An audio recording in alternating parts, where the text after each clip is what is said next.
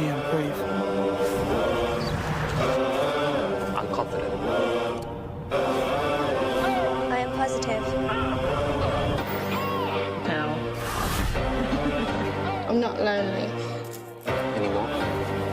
I'm a number 8. I think. I am different. It's how it used to be. I'm not what you expect. I'm part of something. Yeah, Matt, we've got a little bit of a taster there, but tell us a little bit more about the work that Project Rugby does. So, as you've just seen, Project Rugby is essentially a Premiership and England rugby initiative delivered nationwide, and it's essentially aiming to kind of address the stereotypes of rugby and what a typical rugby union player looks like. And so we go out into the communities and kind of make accessible rugby opportunities for traditionally underrepresented groups and basically prove that everyone can play the sport. There is a space on the pitch for anybody.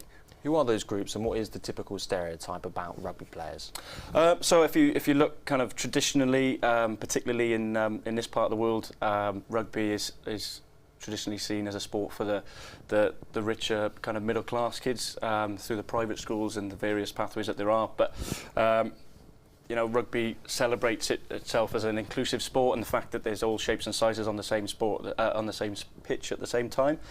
And so we go into the various community groups in sort of South and West London and basically provide more accessible opportunities for them to take part in the sport. So, for an example, various religious groups might not be able to take part on a Sunday morning where kind of the mainstream rugby clubs will hold their sessions, so we might put sessions on at different times of the week and basically give these guys a chance to have a go at the sport for the first time. And how does that feed into what's happening on the weekend at the Twickenham Rugby Premiership Final?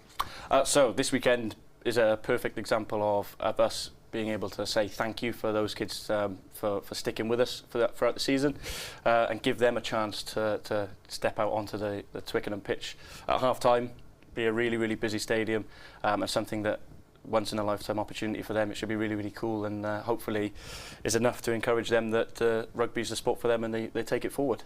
Yeah, because what kind of results have you seen? Because, as you say, it's one of those sports that isn't considered up there with football in terms of inclusivity and getting all sorts of backgrounds involved in it. But have you seen, well, it just really proves what we're doing does get people, and people want to play rugby, they just don't have the opportunity? Yeah, definitely. So we'll work with a lot of state schools, particularly West London and sort of South London areas, where football is king, like you said. So there'll be there won't be a rugby pitch on site, very limited indoor space to play rugby, and so that's where we come in. And as part of the project, we're aiming to kind of introduce these kids to the sport in schools, for example. And then, as you see, we'll work alongside community rugby clubs so that these kids can then take their rugby life, rugby journey on a little bit further.